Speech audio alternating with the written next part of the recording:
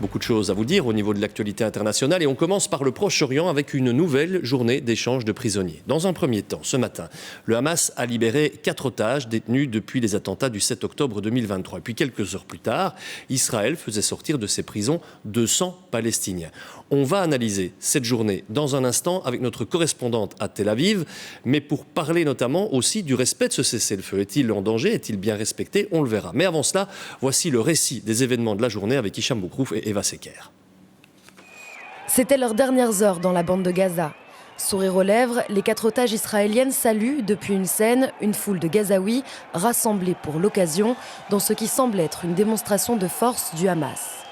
Peu de temps après, les 4 femmes, en service militaire lors de leur enlèvement, traversent la frontière, avant d'enfin pouvoir serrer leurs parents dans leurs bras après 15 mois de détention.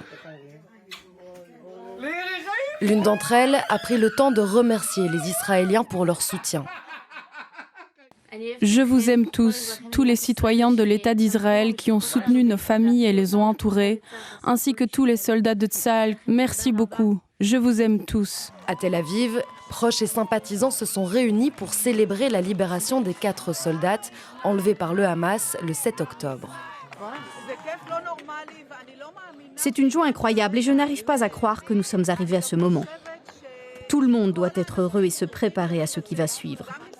Nous ne nous reposerons pas un instant tant que tous les otages ne seront pas de retour. Ce moment ne peut pas être décrit, c'est de la joie pure. Côté palestinien, on célèbre aussi la libération de quelques 200 prisonniers par Israël. Parmi eux, certains sont arrivés à Ramallah en Cisjordanie occupée, où ils ont été acclamés par des milliers de sympathisants.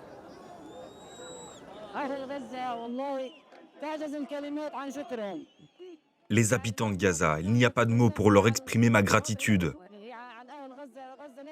Je n'arrive pas à trouver les mots pour les remercier. Je dis à Gaza et à tous ceux qui ont contribué à nous libérer des prisons que Dieu soit à vos côtés, tout comme les musulmans et le peuple palestinien.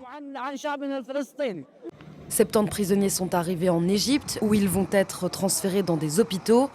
D'autres anciens détenus sont retournés à Gaza.